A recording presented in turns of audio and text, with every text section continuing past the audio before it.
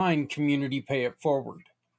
After a life changing motorcycle accident, I saw firsthand the devastating impact unexpected financial hardships can have on families. That's why I started Community Pay It Forward, to ensure that no one faces these challenges alone.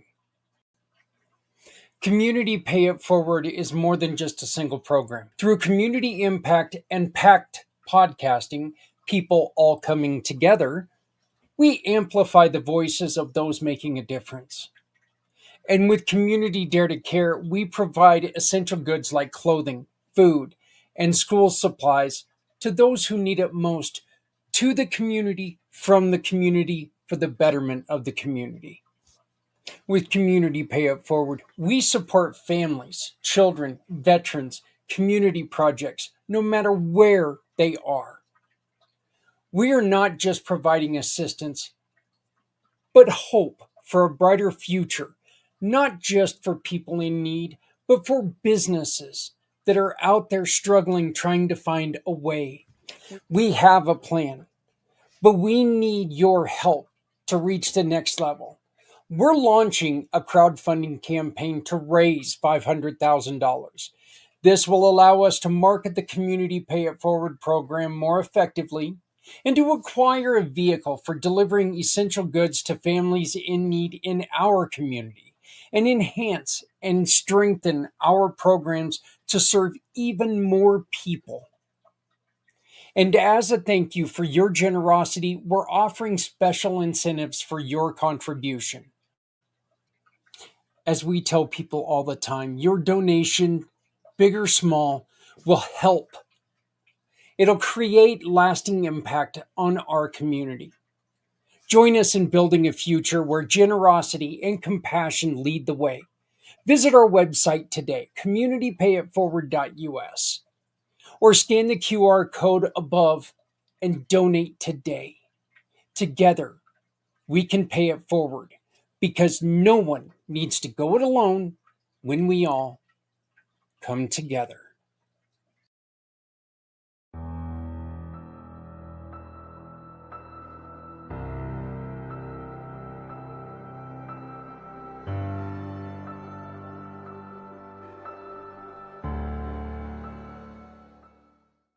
We challenge you to unite. We invite you to join us for a mission for healthy heroes. No matter where you stand politically, some issues transcend all boundaries. Hero suicide and mental health challenges for those who support our communities are topics that must demand attention, compassion, and action. We invite everyone, regardless of background or beliefs, to join the conversation during our 22-hour podcast, Mission for Healthy Heroes, on February 22nd, 2025. This event is not about pointing fingers or debating politics. It's about finding real solutions, fostering unity, and creating support systems for our heroes. No one is right or wrong, or we would not have this problem. Let's break the silence. Let's address the tough topics. Let's work together to bring hope to those who need it the most. Your voice matters. Your ideas matter. Together, we can build a stronger, more compassionate community. Will you stand with us?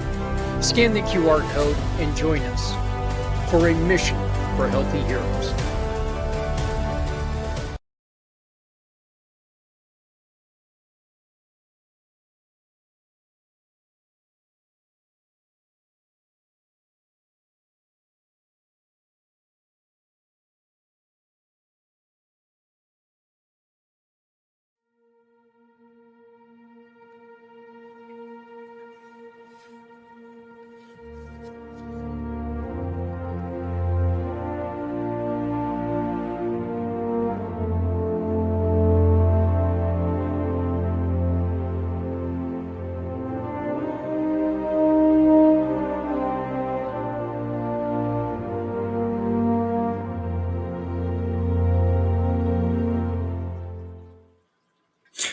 Kind of funny when you rush to put stuff together because you've got a special thing coming up, And then you watch it for the first time and you're like going, oh my God, how many mistakes could I make?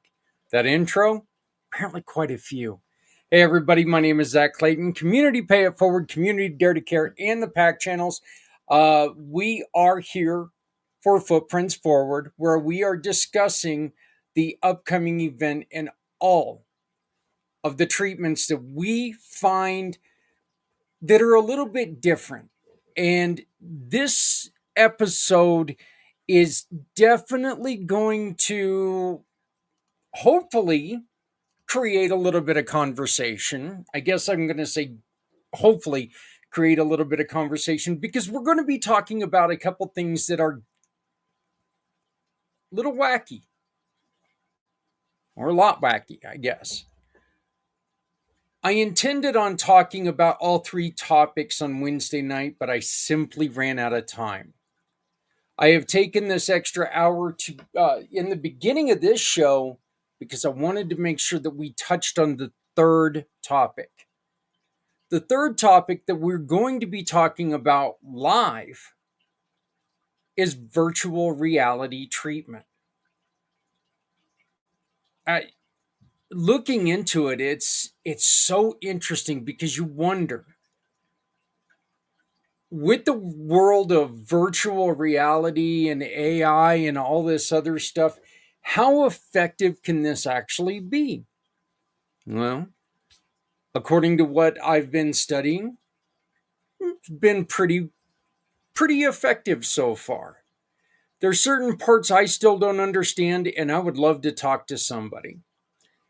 If you have had any experience with AI, I would love to have you as a guest this coming up Saturday. And you can be a guest by scanning the QR code in the corner and picking the time that works best for you. We've got 22 hours. There's a spot for you there. Do you have experience with psychedelics as a treatment program? I don't want to just talk about popping. Okay. I just don't want. I don't want to talk about psychedelics as recreational use. I really want to focus on psychedelics as therapeutic use. I want to focus on ketamine for therapeutic use. These are uses, these are methods that are really starting to come out more and more because people are sick and tired of prescriptions. And I, in my opinion, I think people are more to the point where hearing what other people are going through, I think a lot of times you feel like you can't trust somebody. I think that says a lot about the way society is right now, that we can't even trust somebody's pain.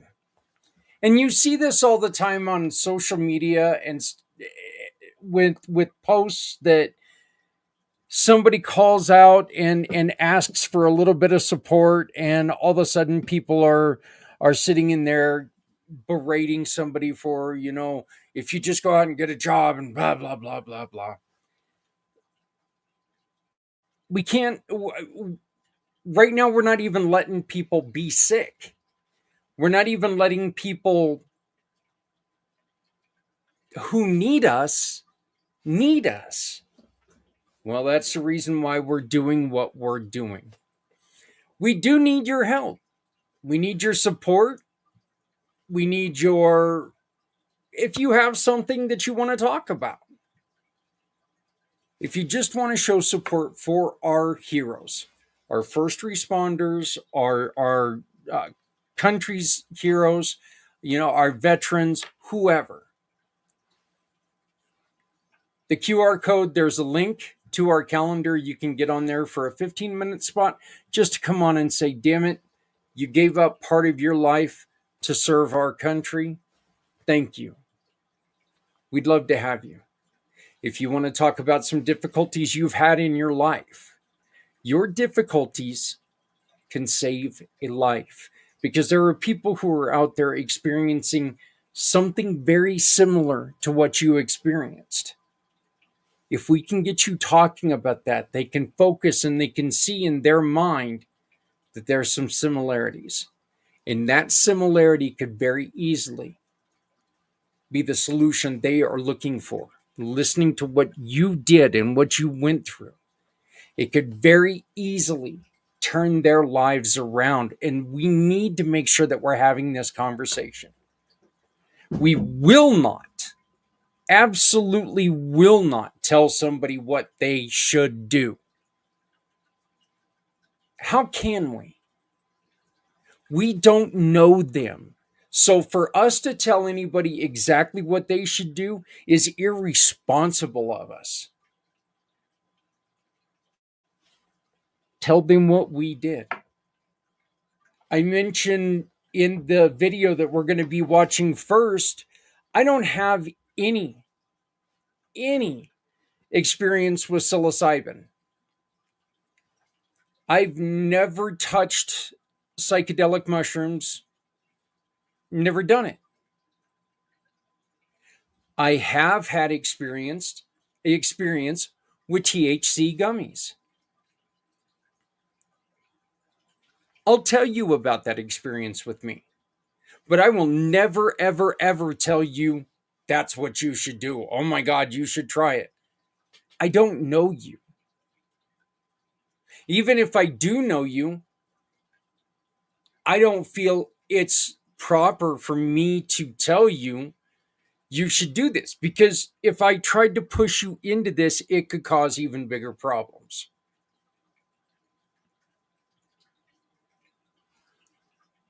But what I do owe you is an explanation of what I've found out. What I do owe you is a definition of what I found out. And what I do hope is that you're able to find what we found out. You're able to find out what we found out, and you're able to use it to heal yourself. So now, saying this, I want to thank you for joining us. Please like, subscribe, follow, share, do all those fun things. And please make sure that you scan the QR code. Join us this Saturday with our friends on Things Network. Look, Things Network has become a huge partnership with Community Pay It Forward. They have been for 4+ years now. Been great friends with Jeremy. We've been working together. We've been doing a lot of things. Of course, all of you on Things Network know my wife, Adrian, know how much I mean, if you only knew how much she puts into Community Dare to Care and how hard she works to try to make people's lives better. I mean, it really is amazing.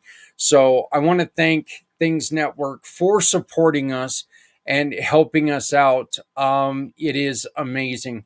But we're going to play this video where I talk about what I found out with psilocybin and ketamine.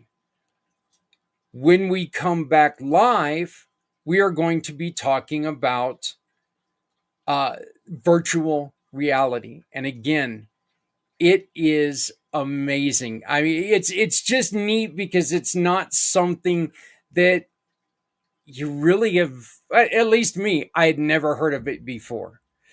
So please enjoy this. If you do have any questions, please type them in and we'll talk about them when we come live again. But right now, here's our discussion on psilocybin and psychedelics and ketamine treatments.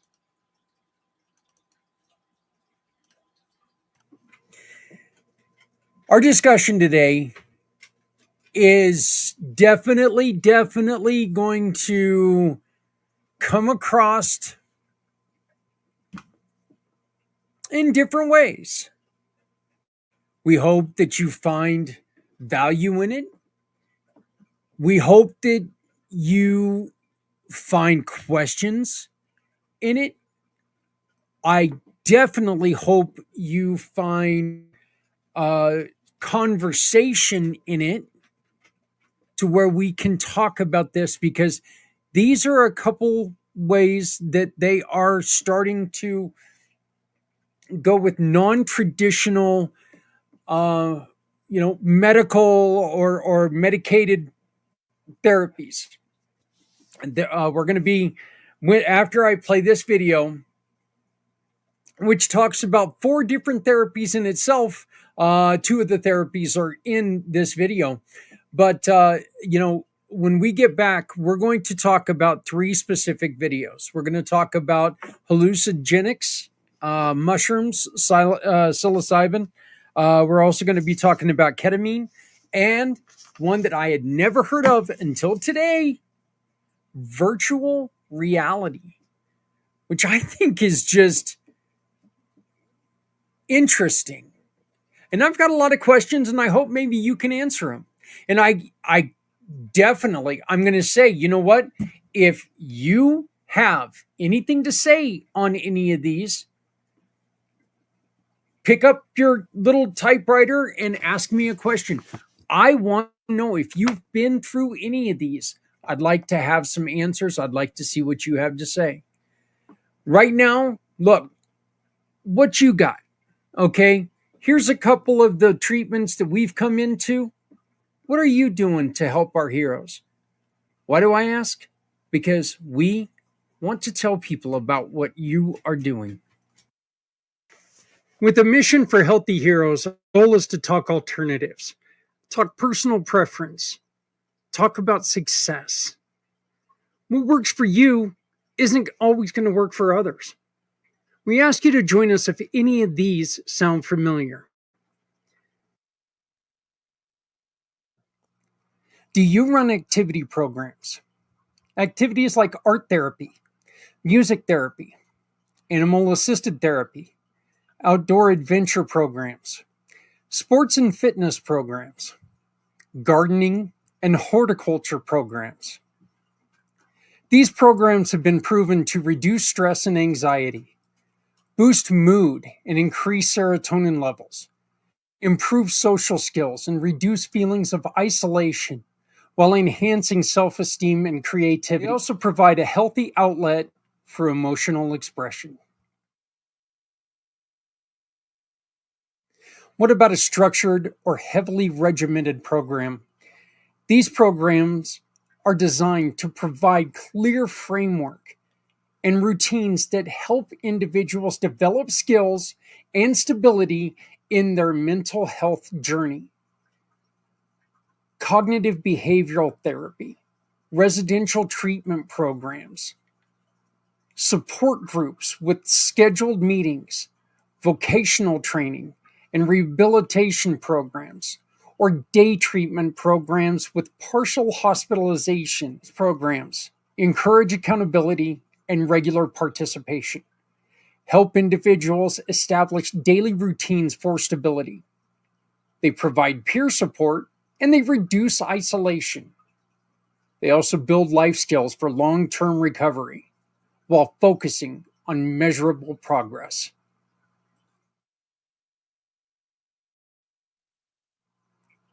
This next one comes with its fair share of controversy.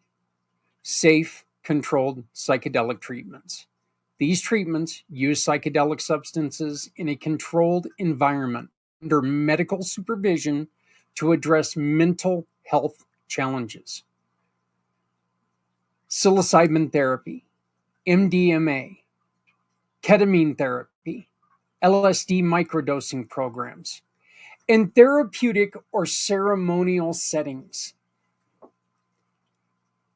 The benefits are vast, including allowing patients to process deep-seated trauma. It improves emotional insight and understanding. It reduces symptoms of anxiety, depression, and PTSD. And it also promotes feelings of connection and empathy, while catalyzing long-lasting behavior and emotional change. Our final example for this video is mindfulness retreat programs.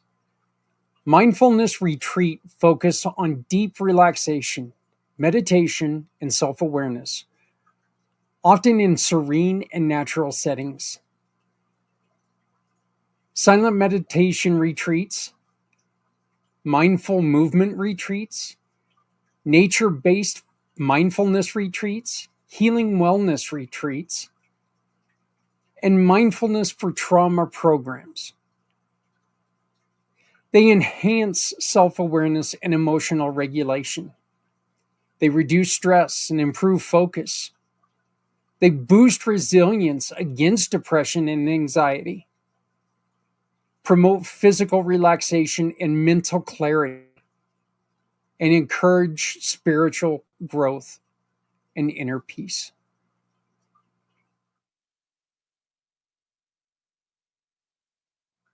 Is there something missing from this list? Tell us about your program and all the good that you're doing, working to support our heroes and their battles with mental health difficulties. If you scan the QR code below, it allows us to discuss how working together will help so many. Please join us on February 22nd for Mission for Healthy Heroes. Healthier tomorrows for our heroes today. Okay, one of the things that I want to get across right now, okay, one of the things I want to say right off the bat, one of the things that I need people to understand, I am not promoting any of these. I don't know enough about them to promote them. Okay. I do know a little bit about medical marijuana. Okay. For my migraines, for a while, I was taking the gummies. I am not a smoker. I quit smoking. Oh my God, I missed my anniversary. Damn, I missed my 18th anniversary. 18 years ago, I quit smoking. So I don't smoke anything. Partly because I was smoking 3 packs a day when I did that. But yeah, so I don't smoke anything. So I was taking the THC gummies. And while they made my headaches feel so much better, I just couldn't function. I'd want to sleep the entire next day. And it didn't matter if it was sativa or indica, whatever. I could not function. Do I think it's a do I think it I absolutely believe that it works for me. But again, if I'm going to try to get up the next day and I'm going to try to function, it just is not viable for me. So I'm not going to do it. I do not know anything about any of these other programs. All I want to do, all I went out to do today was try to find some information on them. What are they? What are people saying that are good? What are people saying that are bad? What are people saying that, do we really want to cross this road? Unlike a lot of things right now, I want to see both sides of the story. Okay. I want to make sure that we are trying to get to both sides of the story.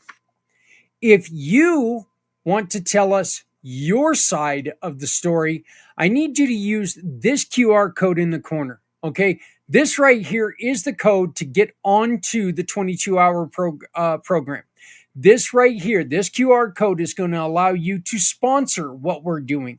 And folks, we need your sponsorships now. Please, please, please. We today got a yoga membership donated by one of our wonderful partners, Anissa. Thank you. That is so cool. I'm really looking forward to talking to her. I believe I talk to her tomorrow, learning more about it. And I will let everybody know I will create a special video just for that. So got books from Sean Ev Winnington. We've also got 3 for my cards, which if If you want to see what a For My card is, scan that. They're awesome. I love them. We've got 3 1-year memberships to For My cards that people can take and really up their business. Look, this is the 4th annual Mission for Healthy Heroes that we're talking about. It's coming up next Saturday, February 22nd. Start time is 4 a.m. East, 2 a.m. Mountain Time. 2 a.m. Mountain Time. Ironically, that's what time I started working today. Not because I was trying to get ready or anything like that, but it's because I had a dog with a gut issue. Why does it seem like my shows are really dictated by my dogs? I don't know.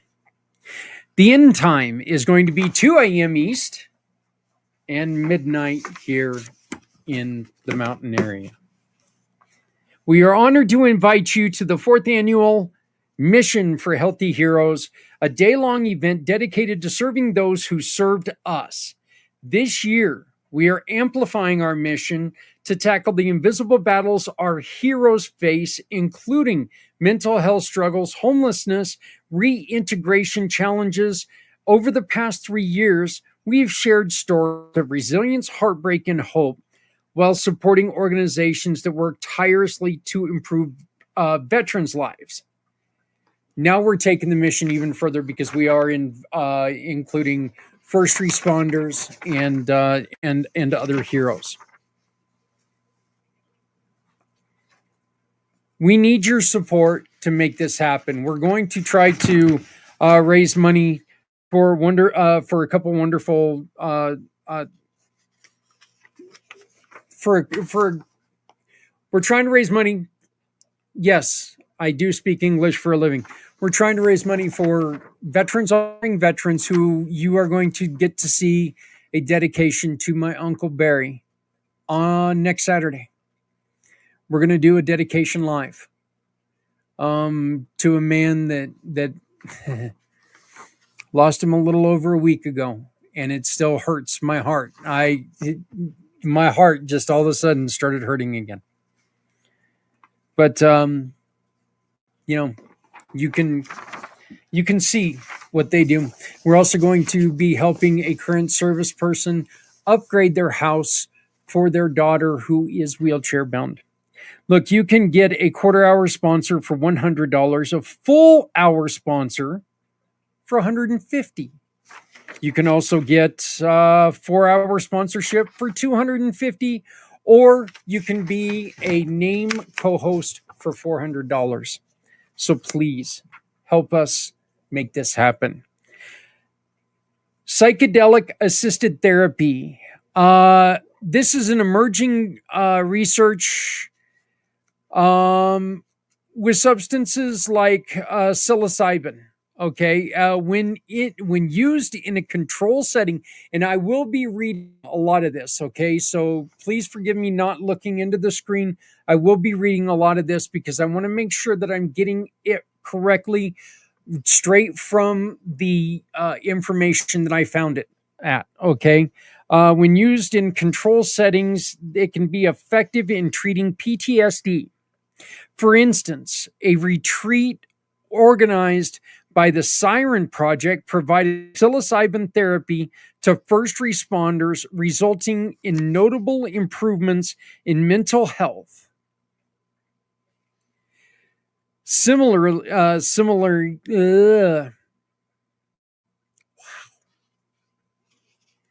trial at Monash University is exploring MDMA assisted psychotherapy for veterans and first responders with PTSD. Okay, so that's a little bit more on that. Let's see. Some of the facts about psilocybin. Okay, and again, these are what I found. Okay, so I don't quite agree with all of the wording. Look, this says that it's not addictive. But that's just simply not true. Okay? Sugar can be addictive. You can be a workaholic. Anything and everything can be addictive. Okay? So saying it's not, I I can I'll go so far as to say that maybe it's not high up there in the addictive field. It's not like some of the harder core drugs and stuff like that.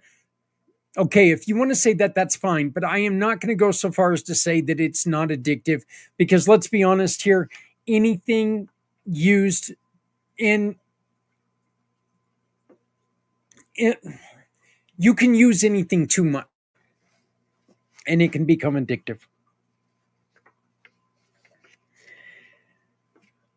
Psilocybin is a natural occurring compound, and it's found in over 180 species of mushrooms. It does have psychedelic effects. Okay. And these are just facts. These are not positive or negative. These are just facts. It alters perception, mood, and cognition, often inducing visual and auditory hallucinations.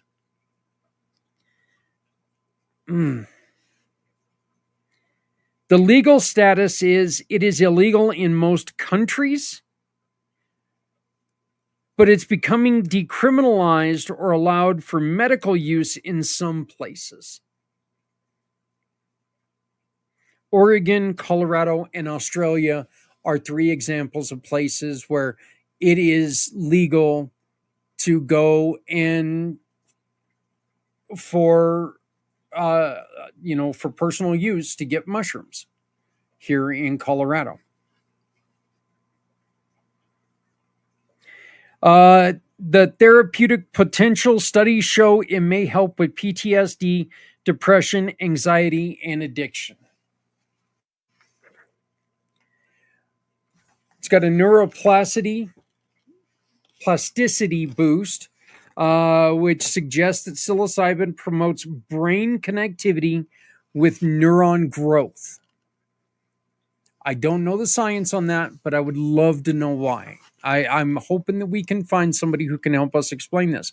Minimal risk of addiction. Okay, unlike opioids or stimulants, psilocybin has a low potential for physical dependence. Controlled clinical use is being researched in guided settings with professional supervision. Long lasting effects, a single session can lead to improvements in mental health that last weeks or months. And there's also potential spiritual benefits. Some users report profound spiritual or mystical experiences. Insert Beatles joke here. Here are some of the falsehoods of psilocybin. It causes brain damage. No evidence supports this. Some studies suggest it may have protective effects, but there's been nothing that says it causes brain damage. It's highly addictive. Psilocybin is not physically addictive, though some may misuse it. I guess that right there is a better way of me getting my point across. Okay, maybe it is not physically addictive, but you can misuse it. And if you misuse it, look, you can misuse Tylenol. Okay, let's be honest here. You can misuse Tylenol. You can drink too much damn soda.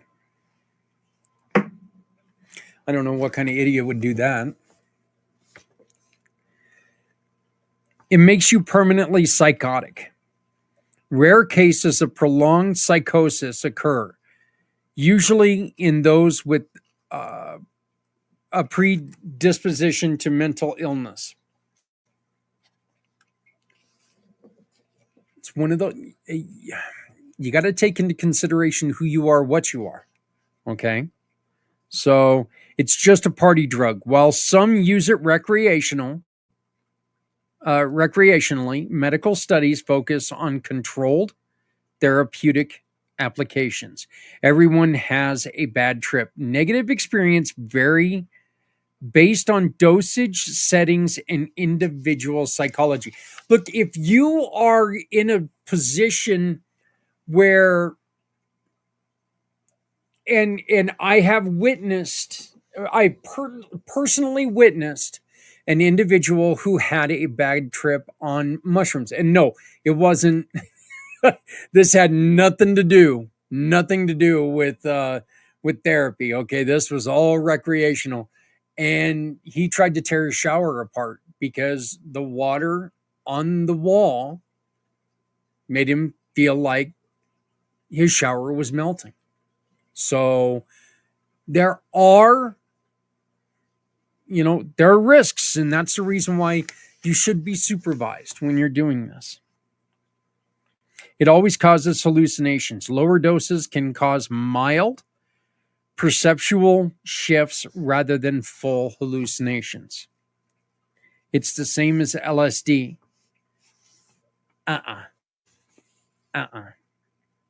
While both are psychedelics, they have distinct chemical structures. See, I told you we were recording. Hey, everybody, how's it going? Mushrooms Zak Clayton, are toxic and can kill you. Some wild mushrooms are deadly, but psilocybin mushrooms are non-toxic in normal dose. Some of the reasons why they've started to use psilocybin. There's a potential for mental health treatment. Studies suggest benefits for depression, PTSD, anxiety, and addiction. Alternative to pharmaceuticals. I think, this is one of them that, look, this is one of them that to me is a winning argument. It is a alternative to pharmaceuticals. It is so much better to put something natural in your body. Let's, without trying to be too vulgar here, but being vulgar, okay, the worst thing about a mushroom is it grows out of shit. Pharmaceuticals, it's just full of shit. Spiritual and emotional growth. And when that feeling of relaxation, it's in which, again, never in my life have I taken mushrooms. Never. But I know that from talking to people that relaxation can be like, it can be very spiritual. It can be uplifting.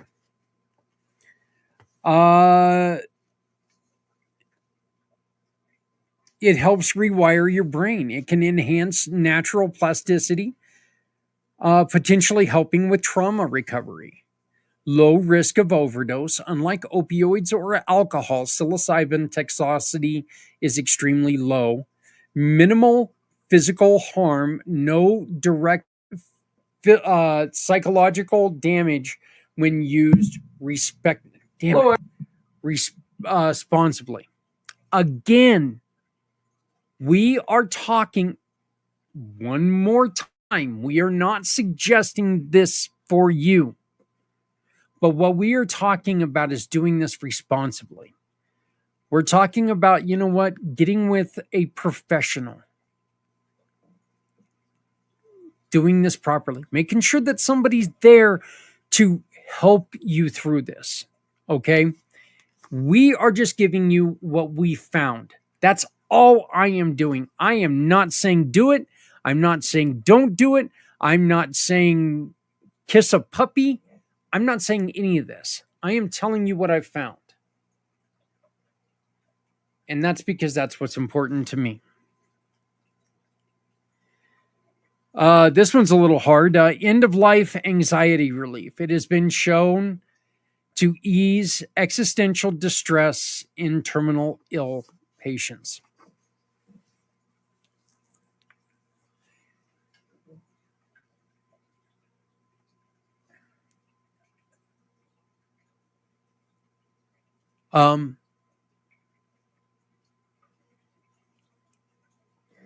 Wasn't mushrooms, but my Uncle Barry was a pot smoker.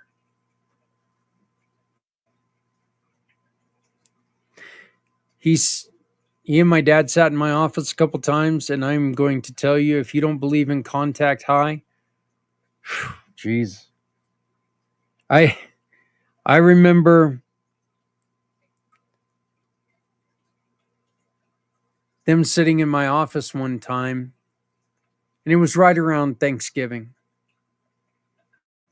And there was an issue with the Donald Trump. It was in his first campaign.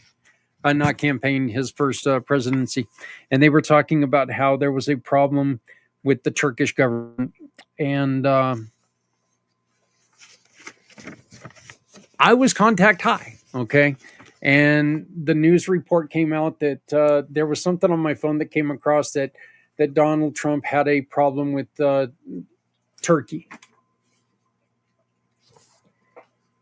And I couldn't read the story. I just remember sitting there saying, oh my God, what is this guy bitching about Turkey for? I was talking about the bird, the animal, for Thanksgiving.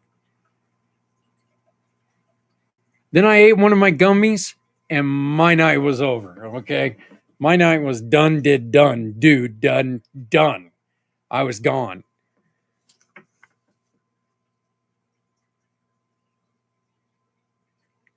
I can see how the end of life, anxiety relief, I can definitely see how that would be attractive to some, okay? Potential for creativity and problem solving. Absolutely. You let your mind go. You let it see where it goes. Absolutely, I can see that. And microdosing popularity. I've talked to many, many people about microdosing and how it's done wonderful things for them. Some claim small doses improve mood, focus, and productivity without full psychedelic events. Reasons against psilocybin.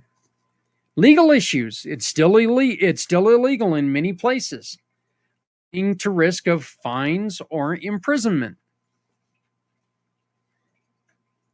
Unpredictable effects. Again, if you misuse, you are risking this.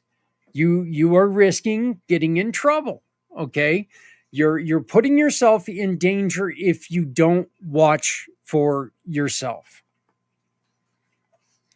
Reactions vary widely, and bad trips can be distressing.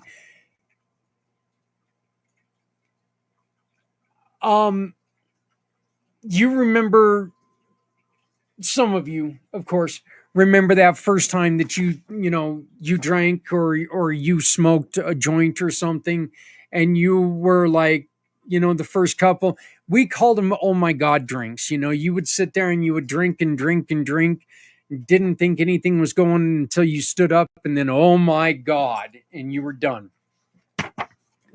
So it's kind of one of the things that they're talking about here. Lack of FDA approval for general use. Like them or not, the FDA does do a lot of work trying to work through some of the things that happen. Are they always right? Hell no, they're not. Are they always wrong? Hell no, they're not. But FDA is not going to touch this stuff. First off, psilocybin is federally illegal. We can smoke pot if we want here in Colorado, but if we get stopped by a federal officer, it's a crime, even here in Colorado.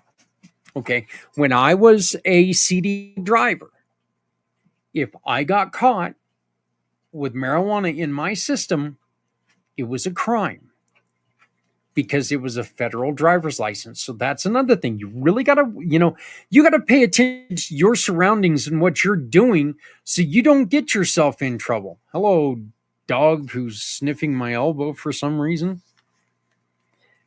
Potential for dangerous behavior.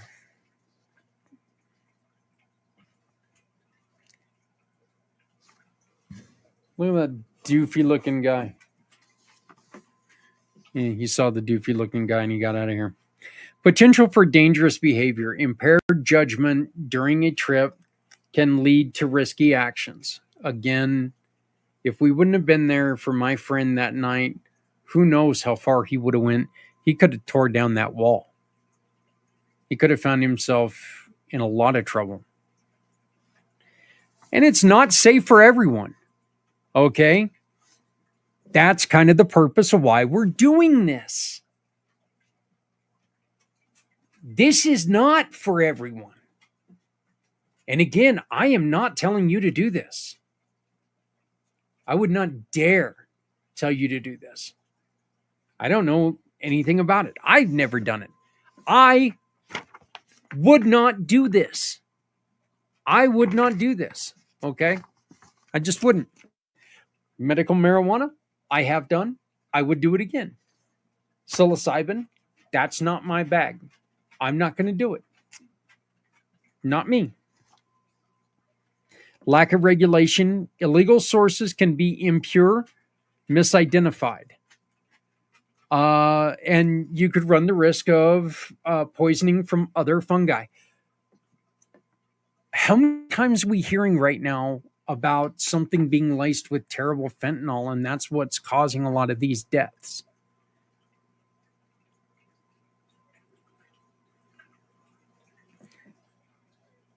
Personally, and this is a personal opinion, take it or leave it however you want.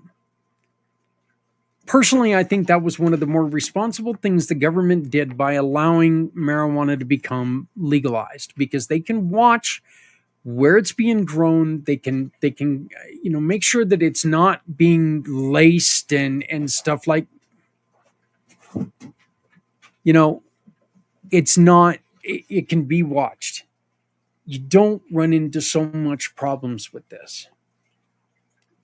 Still, okay, ethical and religious concerns, obviously. Again, know yourself, know your surroundings. If you're going to try this, look, if mom's never going to talk to you again because you went and got stoned because you weren't feeling good and you wanted to try something new, no, that's a bad thing. It's a bad thing. I'm joking, mother. I'm joking. Some groups oppose its use due to cultural or moral beliefs. Short-term side effects can include nausea, dizziness, increased heart rate, and confusion. And this is a great one right here. It's not a guaranteed cure. And I would go so far as to say that if you're doing it improperly, it's not going to be a cure. Okay, if you're not performing the regimen correctly, you could end up compounding the problems here. While promising, it does not work for everyone and should not replace professional therapy entirely. The conclusion: psilocybin presents exciting possibilities. Exciting, yeah. For mental health treatment, but it comes with risks and legal hurdles. While researching is promising, further studies and regulations are needed before it becomes widely accepted in mainstream medicine. Here's my question to you. Please reach out to me and give me your opinion. Go in the chat. Tell me what you think here. Okay? Here's my question to you. Should we look further? Should we insist that people look further into studies like these of programs like psilocybin? Is that something that we as American citizens should say, hey, you know what? Maybe instead of throwing all these chemicals at people, maybe we should try something a little more natural. Can we do some more studies with this just to see where it goes? What is your opinion on that? I really, really would like to know. Please like, subscribe, comment, share, tell people what we're doing here. Okay, we need your help. We desperately, desperately need your help.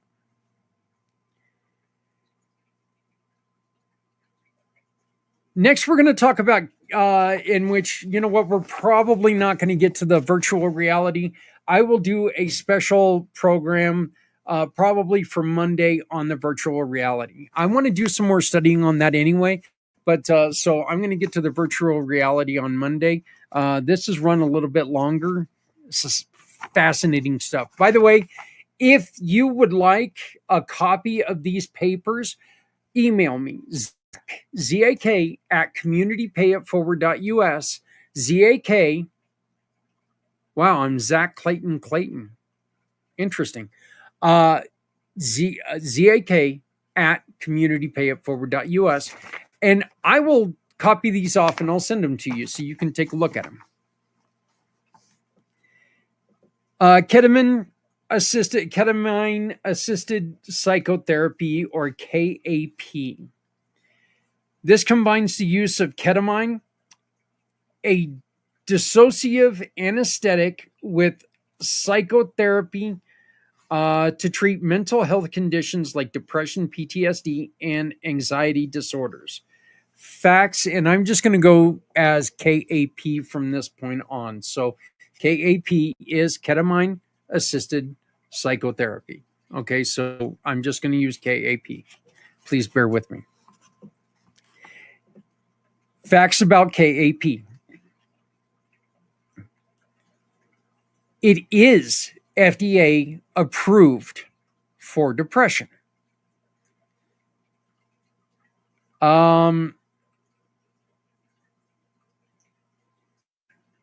It's and of course the first thing that they do is they give me a medication name. Why can't you people who name medications just call them Bob, Ralph, Mary, Potts, Mary Jane? Can't we stick to that? Why are you doing esketamine? Spravato is an FDA approved nasal spray for treatment to resist depression. It's fast acting. Unlike traditional antidepressants, ketamine can relieve symptoms within hours to days. Disassociated experience.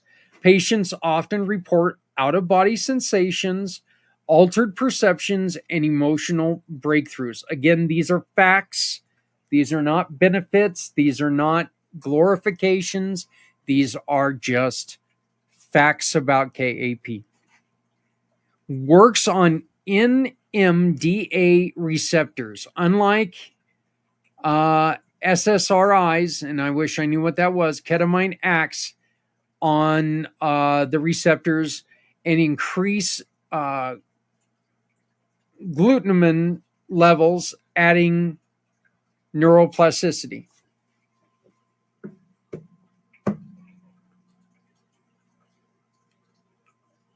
Like a monkey in a football.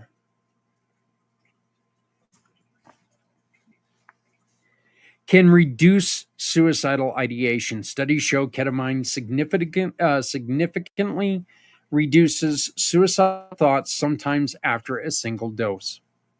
Requires controlled administration. And typically given through IV, intramuscular injection, nasal spray, or lozenges in clinical settings. It's used off-label, while S-ketamine is FDA approved. Many ketamine treatments are prescribed off-label for PTSD, OCD, and anxiety. Temporary effects. The antidepressant effects often fade within weeks, requiring ongoing treatments. That, again, these are just facts. That right there could be something that I would see people maybe having an issue with. Minimal addiction risk in clinical settings. They're very specific on that. Minimal addiction risk in clinical settings. When used medically, ketamine has a low addiction potential compared with recreational use. And the research is still ongoing. Studies continue exploring long-term effects with optimal treatment protocols.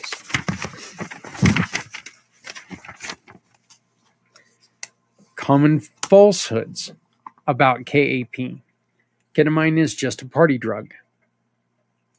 You heard this one before.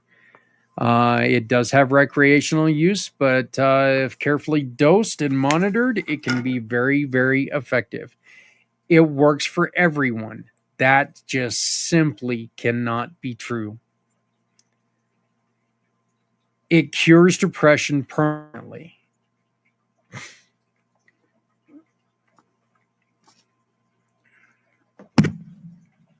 I think this is another reason why I like doing this, is you're going to have people who are out there saying stuff like this. And it's simply, first off, it's impossible. Nothing lasts forever, works forever. Nothing. Ketamine is highly addictive. We've already talked about that. Patients lose control completely. Disassociation can occur if improperly used, but patients remain conscious and able to interact with their therapist. It's the same as psychedelic therapy. This is a falsehood. While both induce altered states, ketamine works differently than psilocybin or LSD. Only used for severe cases. It's often for treatment of depression. Some patients with milder conditions may benefit. And KAP replaces talk therapy? No. What are some of the reasons for KAP? And we've only got about 9 minutes left, so I'm going to try to hurry through this. Rapid relief for depression or suicidal thoughts. They've already mentioned they're having great success with suicidal thoughts. Neuroplasticity and brain healing. It does enhance neural connections, helping with trauma processing. Effective for treatment resilient conditions, which means it helps those who haven't responded to other medications. Enhances psychotherapy. Patients may access emotions or memories more easily under ketamine's effects. Makes sense. Minimal long-term side effects compared to traditional antidepressants. Side effects like weight gain and sexual dysfunction are rare. Could help PTSD and anxiety disorders. Some studies suggest benefits beyond depression. Fewer doses needed over time. That's good. Once again, we did talk about it a couple of minutes ago that, you know what, it may not work the best at first, so it may need extra. I think hearing that it may work and fewer doses needed, I think that's positive. Potentially safer than some of the other psychiatric medications, meaning lower overdose risk than opioids and than opioids. What are some of the reasons against KAP? Short-term side effects. Dizziness, nausea, disassociation, increased blood pressure. Ding, ding, ding. and confusion can occur. Again, if you're going to do this, do it properly. Not a standalone treatment. Most effective when combined with therapy requiring additional effort and cost. Long-term effects are unclear. More research is needed as prolonged ketamine use, for prolonged ketamine use. Costs and accessibility. Not always covered by insurance, making it expensive for many patients. I think that's probably one of the reasons why, guess what? You go into the dark places where you don't want to go, places you wouldn't send your children. Risk of abuse and misuse in non-clinical settings. And let's be honest here, it's going to have an effect that some are going to find very, very attractive. So it's probably going to lead to, you wanting more. Limited availability. Not all clinics offer KAP, restricting access for some patients and potentially a potential for memory or cognitive effects. Some concerns exist about repeated use impairing memory or executive function. Okay, so those are just the first two. I'm sorry, I'm not going to get to virtual reality today. I will get to it on a special edition on Monday, but I think that was very interesting personally. I really enjoy that. Hey, you know what? Before we go, I need to do this. We need your support. We desperately need your support. We're trying to grow. We're trying to get better. We're trying to help more people. For this, we need to start making a little bit of money. You can become a supporter. You can support us by scanning this code right here, and you can become a sponsor for what we're doing. We need to get a vehicle for donations. We need to get volunteers. We need to get employees. We need to get smart people who know what they're doing, because the one guy who thinks he's three guys who can barely be half a guy, he needs help sometimes. So please help us out. Scan this QR code and you can really make a huge difference for what we're trying to accomplish. Imagine a world where small acts of kindness create a ripple effect of support. A world where financial struggles never stand in the way of hope.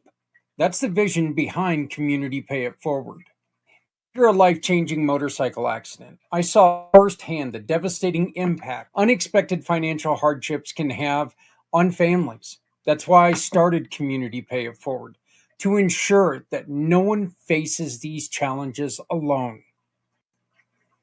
Community Pay It Forward is more than just a single program. Through community impact and packed podcasting, people all coming together, we amplify the voices of those making a difference. And with Community Dare to Care, we provide essential goods like clothing, food, and school supplies to those who need it most, to the community, from the community, for the betterment of the community. With Community Pay It Forward, we support families, children, veterans, community projects, no matter where they are. We are not just providing assistance, but hope for a brighter future, not just for people in need, but for businesses that are out there struggling, trying to find a way. We have a plan, but we need your help to reach the next level. We're launching a crowdfunding campaign to raise $500,000. This will allow us to market the Community Pay It Forward program more effectively and to acquire a vehicle for delivering essential goods to families in need in our community, and enhance and strengthen our programs to serve even more people. And as a thank you for your generosity, we're offering special incentives for your contribution. As we tell people all the time, your donation big or small, will help. It'll create lasting impact on our community. Join us in building a future where generosity and compassion lead the way. Visit our website today, communitypayitforward.us, or scan the QR code above and donate today. Together, we can pay it forward because no one needs to go it alone when we all come together. Introducing Shop, Click, and Pick, the simplest way to support those doing good in communities everywhere. We understand that shopping is a necessity, but with a slight adjustment, you can make a huge difference without spending any extra money. Here's how it works. Please visit communitypayitforward.us and navigate to the Find Your Partners tab. Discover our verified giving partners, which are trusted allies ready to meet your needs. Shop with any of the partners that resonate with you. Click a picture of the receipt or invoice, then pick the mission partner you wish to support and use their QR code to send the receipt directly to us. After that, all you have to do is sit back and enjoy your purchases, knowing that you've made a meaningful change for someone in need. Community Pay It Forward amplifies your business's impact by sharing the story of those who require your services, rallying support for those who need us all. Because no one needs to go it alone when we all come together. Again, we are not talking about telling anybody how to live their own life. We're not going to do that. We're just going to tell you what we found. And I do find psilocybin and the use of certain psychedelics, the ketamine, sounds interesting to me. Again, that wouldn't be my thing. Okay. I'm not going to be a guy who's going to sit in a kumbaya circle. I'm not going to be a guy who's going to sit there and, I've sat on the couch before, sat in a chair before. I've got a really good friend in the program who's a hypnotist. I think that's interesting. And I've always thought about maybe giving that a shot. But then again, I also know that, she knows me and she's going to make me cluck like a chicken every time somebody says the word what? And all of a sudden, I'm just going to start clucking like a chicken. And I know she's going to do that because I told her that's one of my fears. And so she would do that just to make a point. I don't see Daria doing that. By the way, if you really want to try out some hypnotherapy, check out Daria Mann on the Facebook or on the website, communitypayitforward.us, communitypayitforward.us. I'm pretty sure that if we raised enough money, she could get me to cluck like a chicken, and I would volunteer for that. If I could learn how to lay some eggs, that'd be great right now. We wouldn't need to ask for donations if I could learn how to lay eggs. We would become plenty set up if I could learn how to do that. This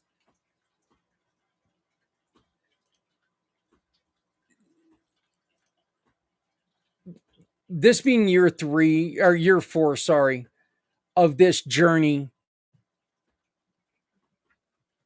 and having what happened to myself with my head injury and my family, losing my uncle 2 weeks ago today,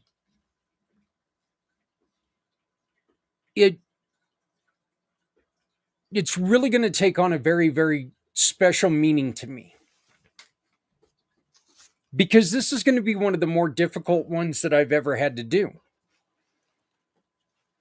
And that's on top of last year losing a very, very close family member to suicide.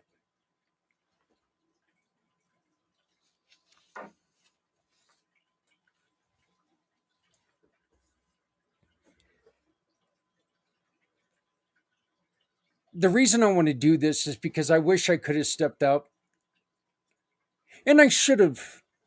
I I should have been able to say something to this person to make it better. But then again, I think that to myself. But here's the truth: I didn't know. I didn't know. It's not, we weren't talking every day as we had been just a few months earlier. Prior to my accident, we were talking every day. We were together almost every day, Monday through Friday. Monday through Sunday, Friday, Saturday, and Sunday. We were on bikes with each other, riding through the community. Short 9 years after the accident, I lose her, and it hurt. It still hurts.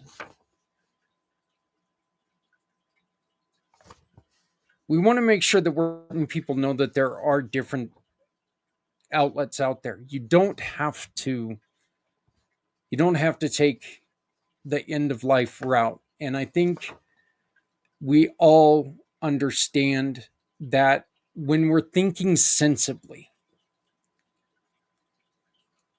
when you're right there in that moment, we're thinking emotionally. And we all know when you think emotionally, you don't, there's it's right then, it's right there. Look, it's been proven that most suicides, they think about it for a total of 35 seconds, I think is what it was. When somebody goes through with the act of suicide, they actually put like 35 seconds worth of thought into it. There's not a lot of time to sit there and say, wait, let me go take a breath.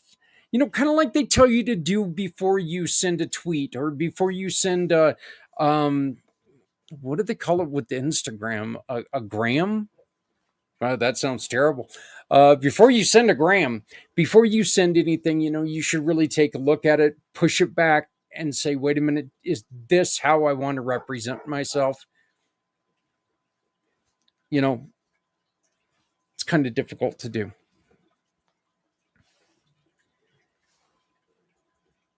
Activity programs are another way, and we're not going to get into a lot of these right now, but I do want to I do want to put this in your head, and that way maybe you can start to think about some of the activity problem or projects in your community that you can suggest to somebody who's struggling.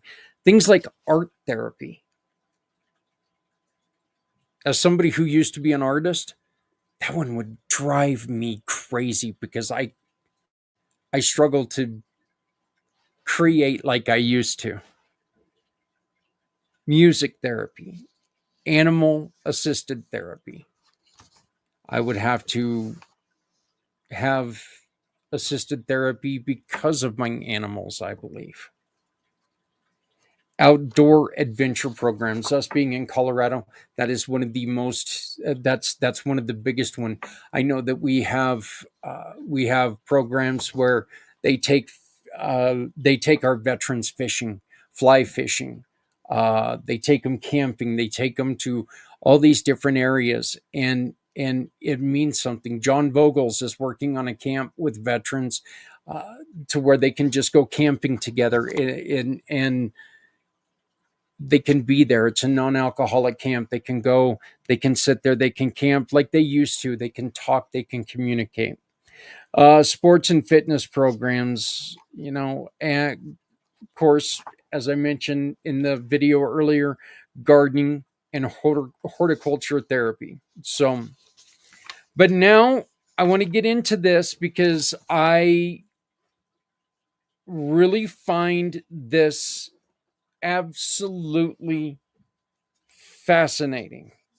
And it is virtual reality therapy. Again, I will be reading. So, unfortunately, I will not be looking a lot at the camera. I will be looking down at my paper.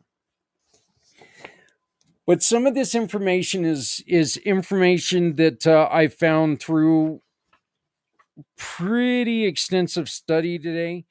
And well, since last week, actually. And I wanted to share this with you because there are so many different virtual reality programs. I want to thank the Society for Virtual Reality Therapy, American Psychology Association, Forbes Health, and of course, Wikipedia, because if it's on Wikipedia, it's got to be true, right? But I want to thank them for helping to guide me with some of this information.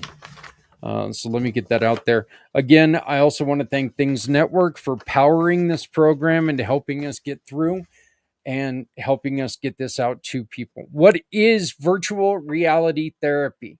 It's a type of therapy that uses immersed virtual environments to help individuals manage mental health conditions, neurology disorders, chronic pain, and phobias.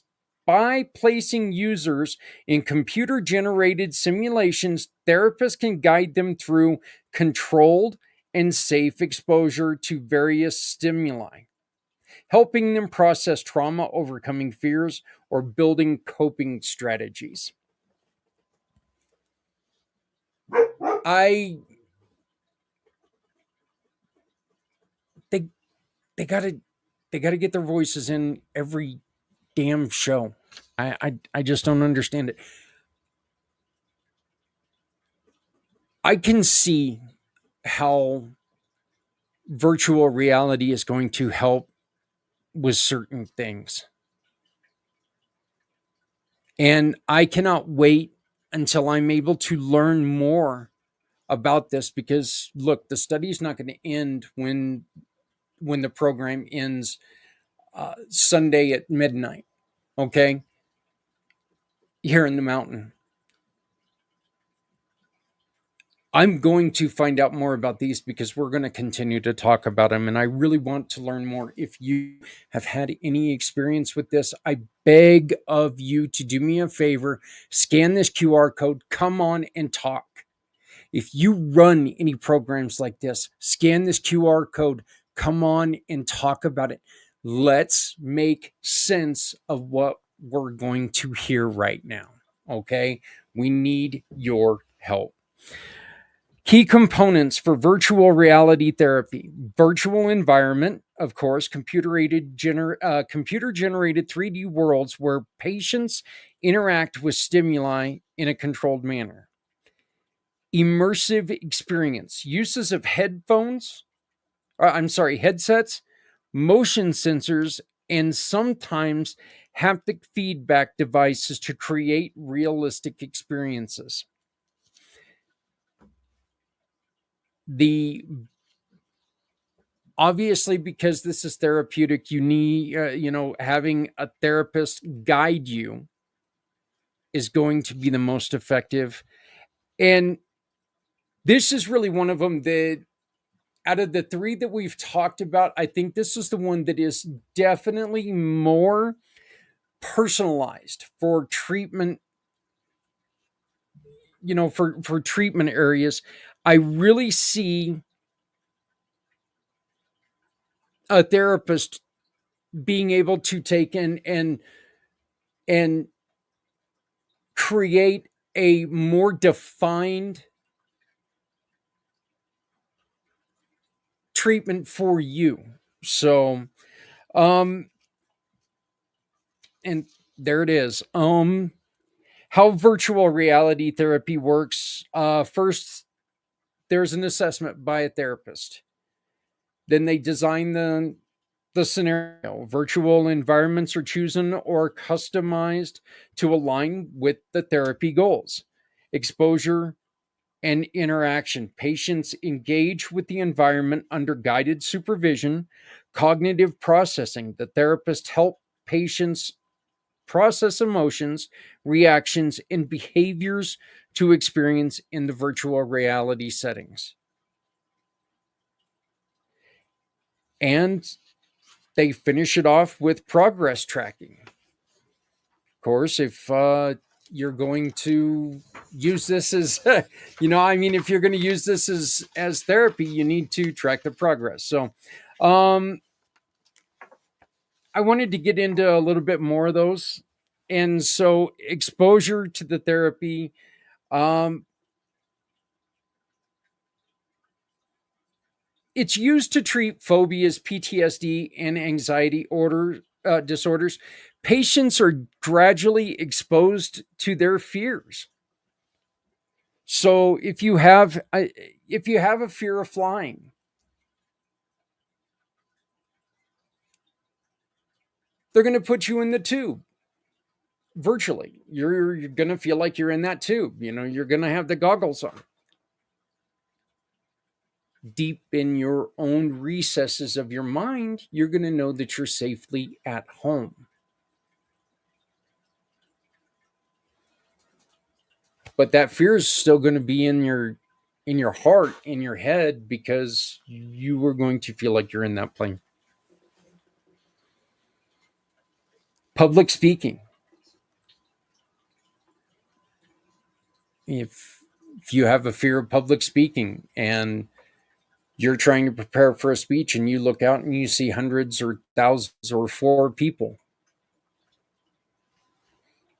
it's going to make you fight through that fear, which I think is really important. Cognitive behavioral therapy enhances traditional CBT by allowing, and CBT is cognitive behavioral therapy, blah, blah, blah, by allowing patients to practice coping strategies in virtual environments. Helps in treating depression, OCD, and social anxiety. We have a gentleman in the program who focuses on people with social anxiety. He had crippling anxiety when he was younger, to where he couldn't function in a group of 3. So, and he's been able to take and focus on that in a different way. This is one that I am really, really confused on. Okay. I'm not going to lie about it. I'm not going to powder coat it. I don't understand how this one's going to work. I really would like to learn more about it. So again, if you know anything about this, I invite you to please join us, scan the QR code right over there, and pick a time on the calendar. We can talk about this. Pain management.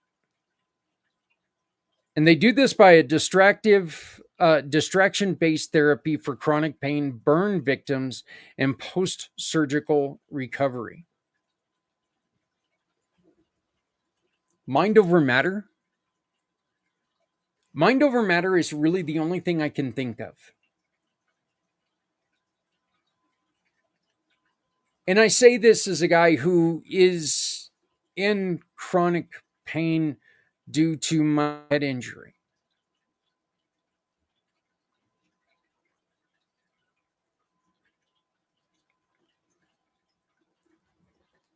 I don't discount anything working for people. You're not only allowed, but I hope that you find your own way of healing. I hope you find something that works for you. And if virtual reality pain management works for you, I really want to know. I want to know your story. This engages patients in relaxation, immersed environments, and reducing pain perception. So again, that's where it tells you mind over matter. Think about being on a beach over how bad your skull is killing you right now. Think about puppies that are not barking over the pain in your neck, which could be the puppies barking.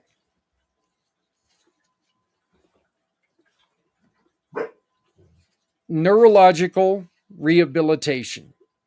This is used for stroke recovery, traumatic brain injury, and neurodegenerative diseases like Parkinson's and Alzheimer's.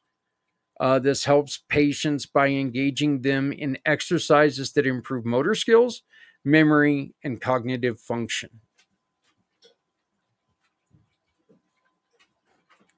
This is another one that is very, very intriguing to me, and it is addiction treatment. This simulates real world temptation scenarios to help patients develop self control strategies. And it's used in alcohol, drug, nicotine addiction recovery programs.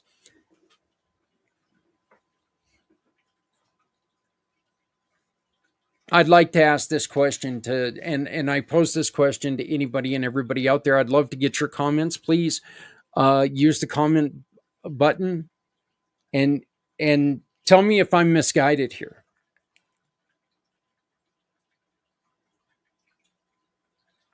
If you are put into a situation, even one with the wonderful purpose of this to try to help you in a temptation scenario, can that not lead to that desire for what you are trying to be tempted away from? Okay, you're in a scenario where you're sitting next to somebody virtually with that beer. And I understand the concept of what they're going through. They're going to be able to sit there and tell you, okay, here's this person with the beer. Oh, that beer looks good. Oh, that beer looks great. It looks refreshing. How are you going to tell them no? I understand it could help you come up with a way that you could have that conversation with somebody. You know, I would really appreciate it maybe if we weren't here right now. How about we go to a park where there's no alcohol because I'm struggling? I can see that. But can you not also see how this could make somebody go, damn, that beer looked good? And get it stuck in their head, damn, that beer looks good. And gets them to the point where at the end of the day, they're like, that overwhelming urge takes over them, and that beer wins. That that virtual beer wins, and they end up going and drinking.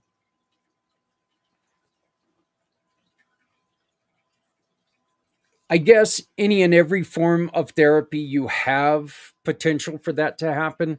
But in this one, I really wonder, because you do have that stimuli of the cigarette, the beer, the cocaine, whatever it is.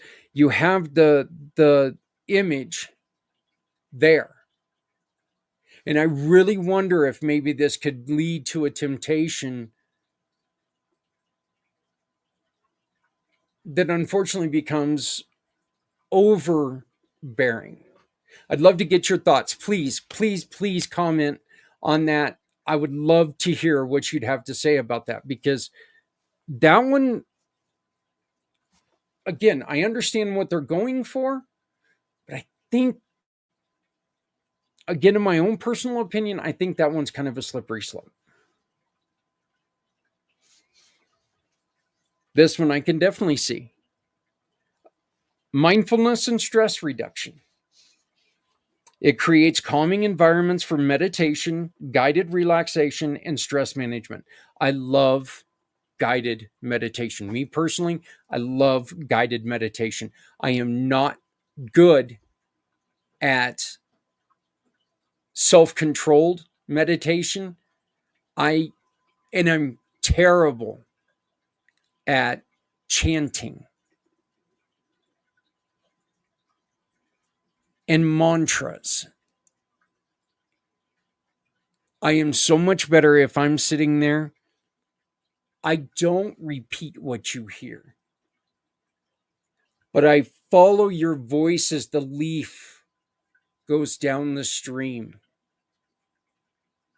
And I follow that leaf going down that subtle stream water over the rock in the beautiful crystal clear water. I'm good at doing that, and it helps me relax.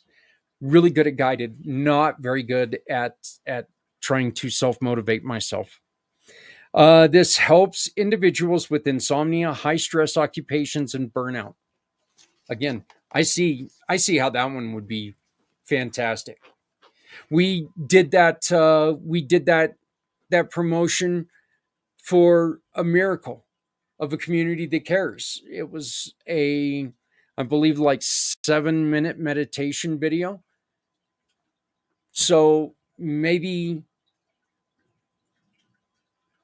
on Saturday I'll take and I'll break that open again. When we talk about this again, I'll bring that out. And even though it's a little bit outdated because it's for holiday meditation, I think this would be a good time to maybe break that out and talk about it again. Autism spectrum disorder training provides social skills training by simulating real world interactions. I love that. I love that. I love that. I love that. And that is because we have had experience with people with autism. I think that could help somebody very plainly be able to go up and talk to people who they're not used to talking to. Certain people with autism, we had an experience with somebody with autism that his go to was to go and talk to somebody about sports. If the person understood that there was autistic reasoning behind the conversation, I don't see it as a problem. I I I think they could see it as somebody or as something that, you know what, this is a great this is a great opening for them because they can come up to you and they can talk to you about that. But if it's somebody who doesn't know that you're on the scale, if it's somebody who doesn't understand anything about autism or about what you're going through, their first response is going to be, what the hell's wrong with this person? So I like that this is going to, that this is able to be used to help them create conversations in other ways. How's the weather? Well, let's be honest, in a crappy 8, 18 degrees. My computer keeps telling me it's supposed to be warmer today, yet it keeps saying 18 degrees. My computer's lying to me. Military and first responder PTSD, and this, of course, is why we are here. Simulates take two. Simulates combat or trauma related environments to help individuals process past experiences.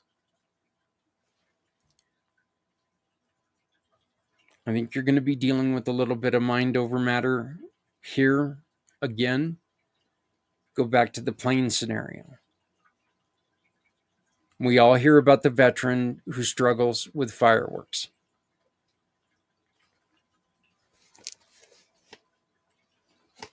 I think this is the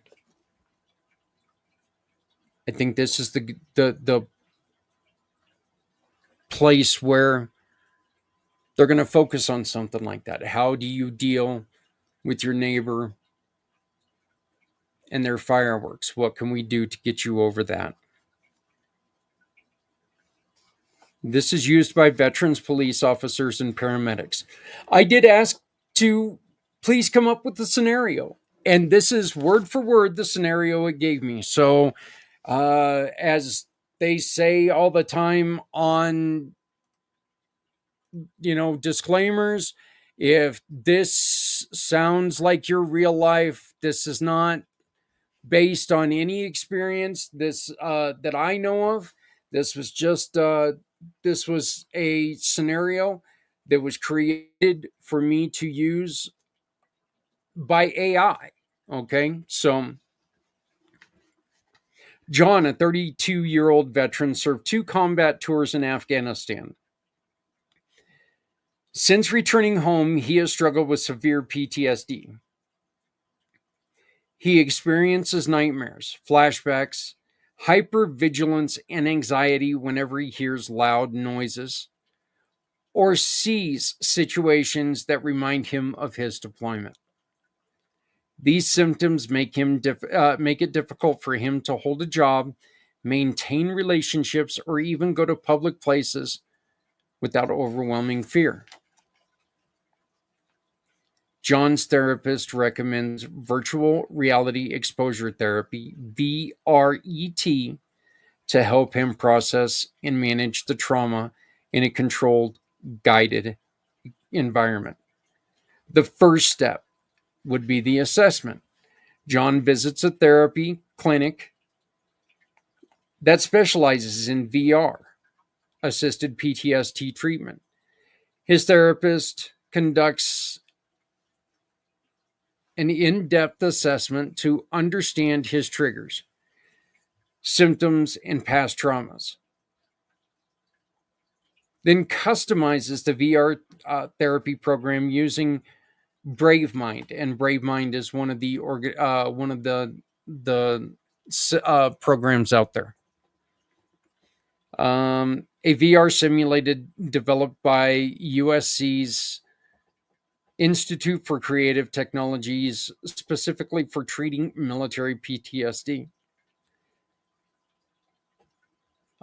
John is then fitted with a VR headset and motion tracking equipment to create a fully immersed experience. The session takes place in a private, safe space, ensuring he can pause at any time if overwhelmed.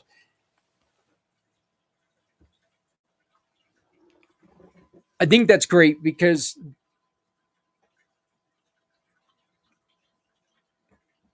we've all experienced that time where we continue to go through something just because we don't want our friends or our peers to think, he couldn't hack it. She couldn't hack it. She couldn't deal with it.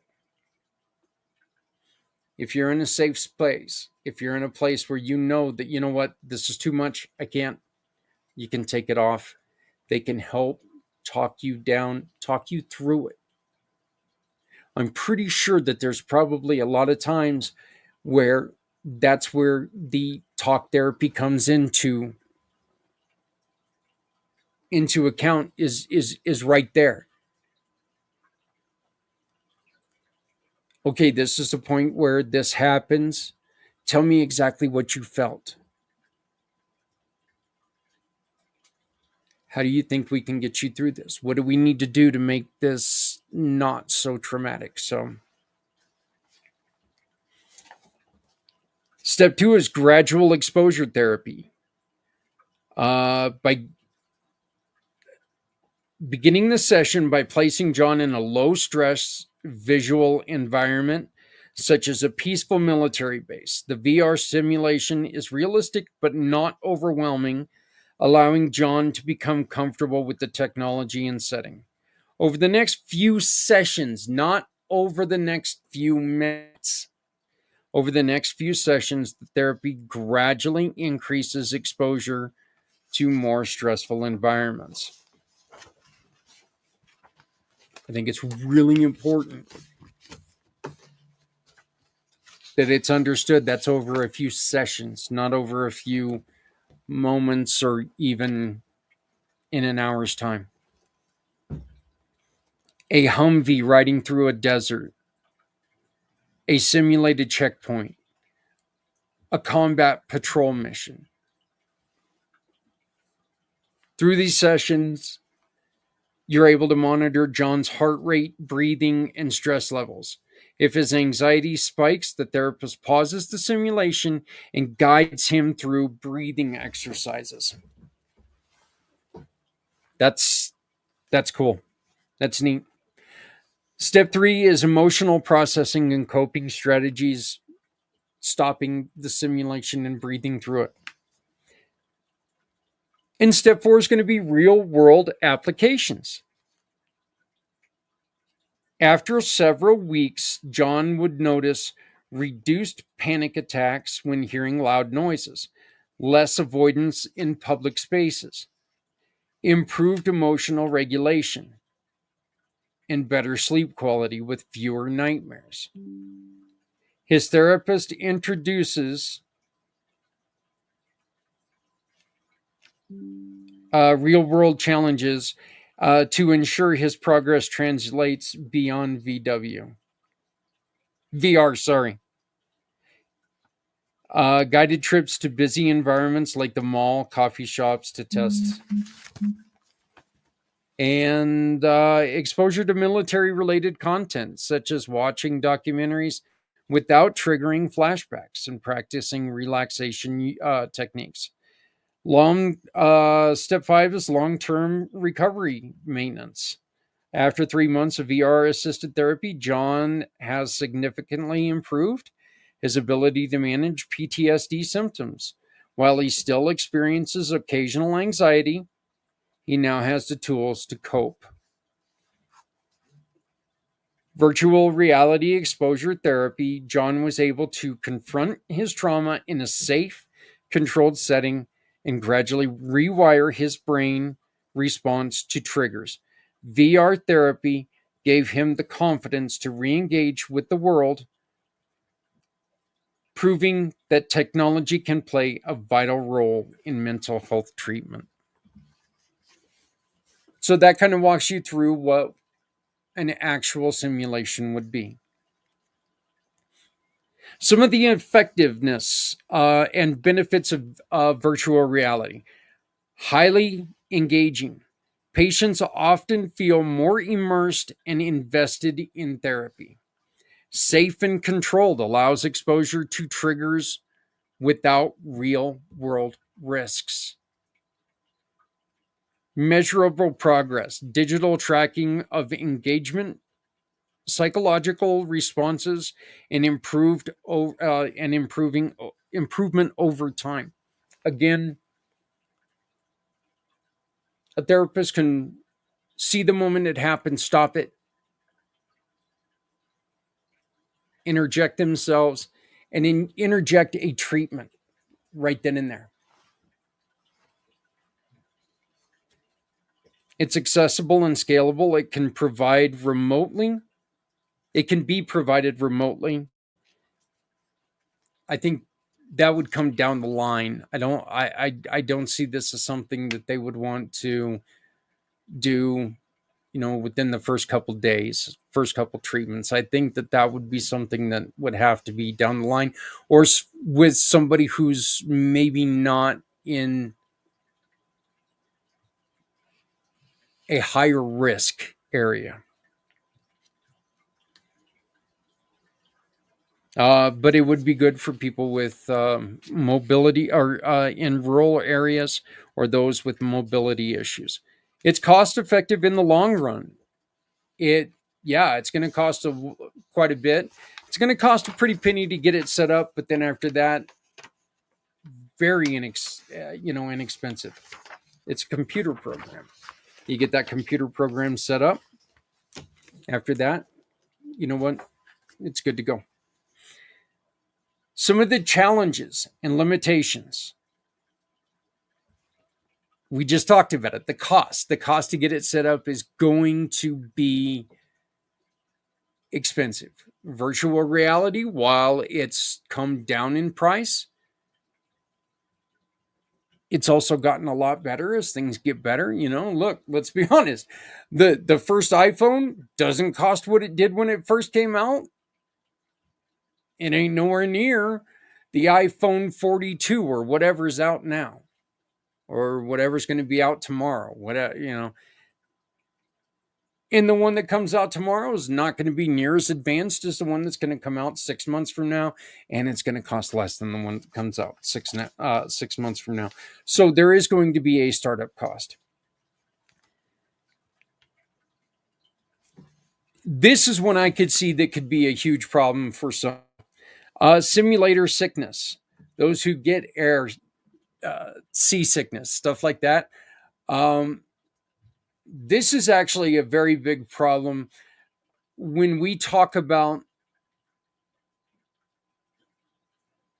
accessibility on your computer, because of a lot of movement, a lot of motion can make people queasy and uneasy. I'm trying to remember what it was, but I was watching something the other day and I actually had to turn it off. I was like, what in the hell? I got dizzy, sick to my stomach. I had to turn it off. And I can't remember what it was. Technical limitations, requires advanced software and high quality hardware. It's going to have to keep getting better and better and better. There are ethical concerns, need for professional oversight to avoid potential psychological distress. This should not be implemented by somebody who doesn't understand, or somebody who doesn't have an effective plan in place. And there is very limited research with this on the long-term effects. I think there's probably very limited research on the short-term effects. We have to continue to study it. Some popular virtual reality therapy programs are the aforementioned BraveMind. There was one created by Oxford called Oxford VR, Limbix VR, Snow World pain management VR therapy for burn patients. There's also one called Psious, Psious. I hope I got that right. Psious. And it offers VR therapy for phobias, PTSD, and relaxation. What's the future of AI or of VR therapy? AI integration. It's going to grow as the simulations are going to switch as you need them to switch. Remote therapy, expanding telehealth services, augmented reality services, combining VR with real world environments, and for a blended experience, and brain computer interface integration. And I know that one's going to make people go, oh my God, the government put a computer chip in my head. Calm down. Specific conditions treated with virtual reality therapy. Again, virtual reality therapy is used across a wide range of psychological, neurological, and physical health conditions. And I asked for it to break some of these down for us. You have PTSD. It helps place patients in controlled environments that replicate difficult times in their life. Used military and civilian PTSD to help individuals process trauma. And it helps to gradually reduces avoidance behaviors, and helps reframe from traumatic memories.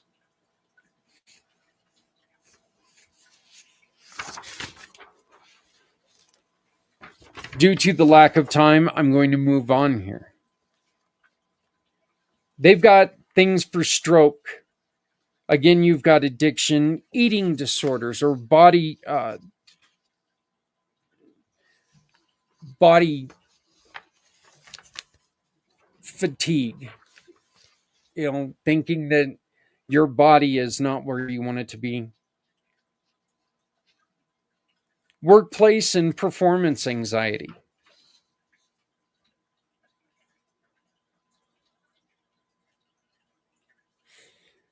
I think virtual reality sounds great. I think virtual reality sounds like a wonderful plan.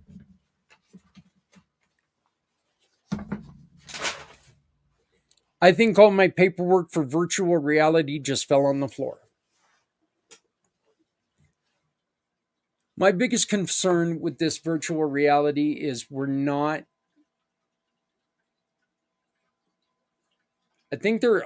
wonder if there are certain areas that it's being used to where it's not going to be that effective.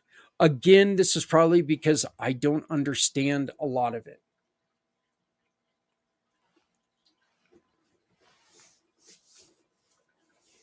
This is hard for me to say. Okay. I look at the pain.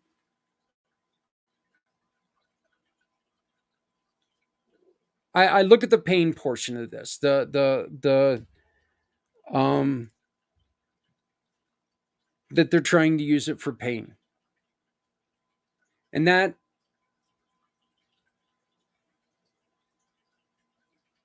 I guess it kind of confuses me. I don't understand how it's going to work.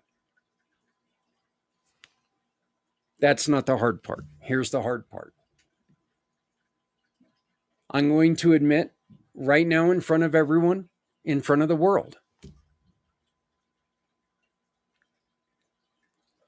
I've been on pain pills for the majority of my adult life.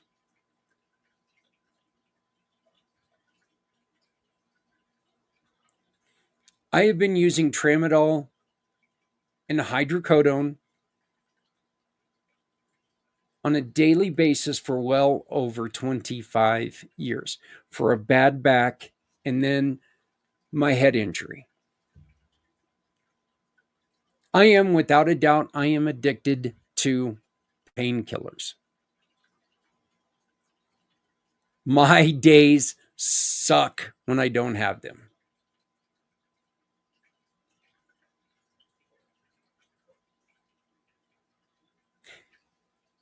The thought that there's going to be something like virtual reality out there that could maybe help me get through some of this, in which it's hard for me to believe that something like virtual reality could get rid of my migraine headaches when not even the pain pills do that. Again, I've had a migraine headache for the last 10 years. Every minute of every day, I have had a migraine headache. And I just don't see how virtual reality is going to help me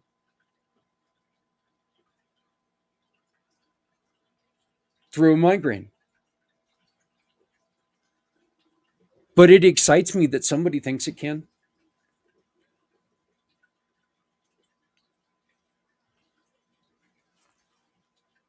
I am trying to put together a plan to wean myself from the pain pills because I am addicted.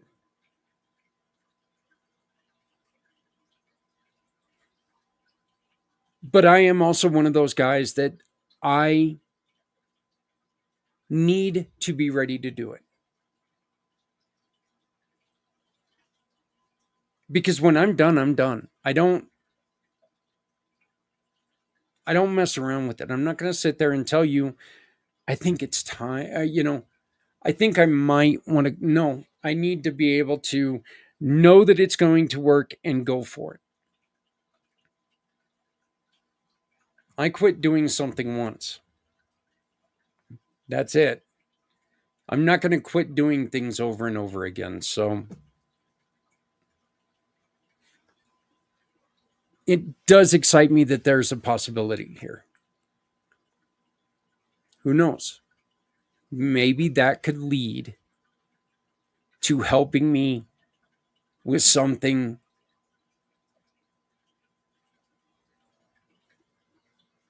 that is stress inducing in my life. So I'm excited to look at this and learn more about it. Again, that's the reason why, if you do something about it, come and join us. Who knows, maybe you can help me with my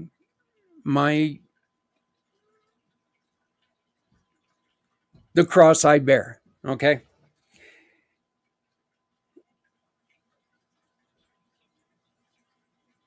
I appreciate everybody taking and spending these last 2 hours with me to talk about this, because we're just trying to get you all prepared, because this Saturday is the 22-hour podcast. We need your stories. We need you to come on. We need you to help us.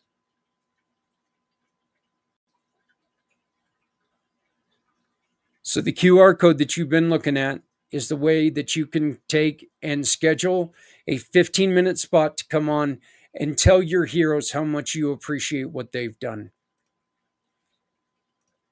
The QR code that you are now looking at is how you can support us and make sure that we stay on the air, and make sure that the internet's working, make sure that we're able to take and help our veterans get through certain stuff. Like, who knows, maybe help them obtain VR goggles. But we need your help. So please donate if you can. Donate what you can, but help us out. At least come and tell your story, because your story needs to be heard. Your story can be the words that save someone's life. My name is Zak Clayton. I am the founder, president, chief bottle washer, all that other garbage of Community Pay It Forward. I have a great support system with Adrian on Community Dare to Care. And I'm the founder of the PAC channel. If you have a show that you think could be very helpful to other people, let's talk about running your show, adding your show to the PAC channel. I would love to have you on the show or on the program. I would love to have you be part of what we're doing. If you are about helping others through difficult times, we want to make sure that you get your word out. You can get a hold of me at Zak at communitypayitforward.us. That's ZAK at communitypayitforward.us. Or you can go to my For My Card, formycard.net, search for Zak Clayton. Again, I want to thank you all so very much. Please scan the Venmo up here. Donate what you can. Get your story told. Join us this Saturday. Get a 15-minute slot just to come on. Let me ask you a couple questions and tell our heroes that you support them, and you will support them through their difficult times. Because, folks, no matter how softly you walk, you always leave footprints. You need to make sure that those footprints continue to move forward. If you're not here, you can't leave footprints anymore. Let's work together to stop the senseless loss of life. Thank you to you. Please like, share, subscribe, all that fun stuff. Help keep us on the air by donating when and where you can. And join us again next week for Footprints Forward.